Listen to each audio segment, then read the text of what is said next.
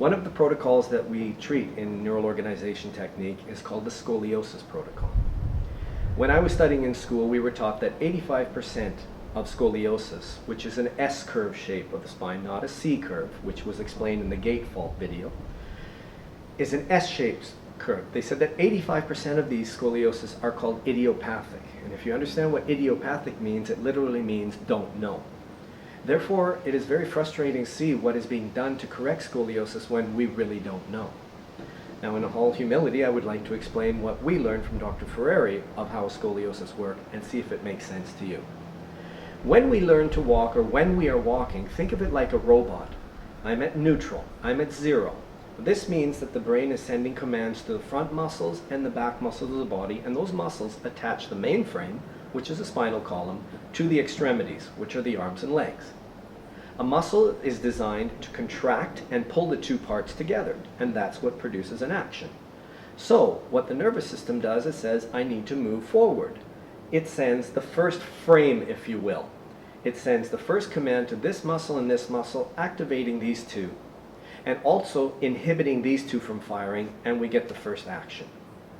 In this phase, if I was to take an X-ray in this phase, you would see that I have a little bit of a curvature.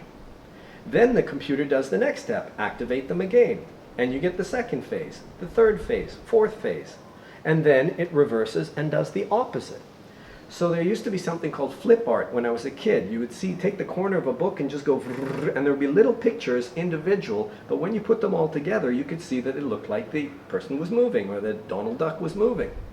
And this is how a scoliosis works, or the normal gait pattern. What you're doing is and walking like a robot. That is normal. But then everybody has their story. I fell out of the truck. I got checked in a football game. Something happened. And depending on where you were, if you were to take a picture right at the moment that person was struck, you would see they were somewhere like this.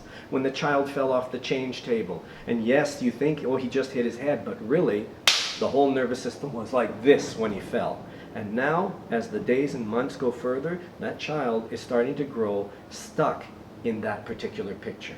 So when they stand here, their nervous system is still firing for that particular picture, and that eventually is where their scoliosis will be. And the sad cases are the ones where they show up like this. We can't correct the spine if they've already gone through puberty, and the spinal cord and the spinal vertebra have fused and set like that, but we can still disarm the program. And those patients still say, God, for the first time in years, that constant pull I felt from one shoulder and one hip, which is why that one arm always ripped in baseball throws, or why my golf swing was good one way but not the other, or why one hip is always acting. These usually relate back to a scoliosis program. So it's not dependent on what you see, it's based on what we test, and there's a way to go and test that protocol and see if you have a scoliosis or not. If you don't, we don't have to fix it. If you do, we can.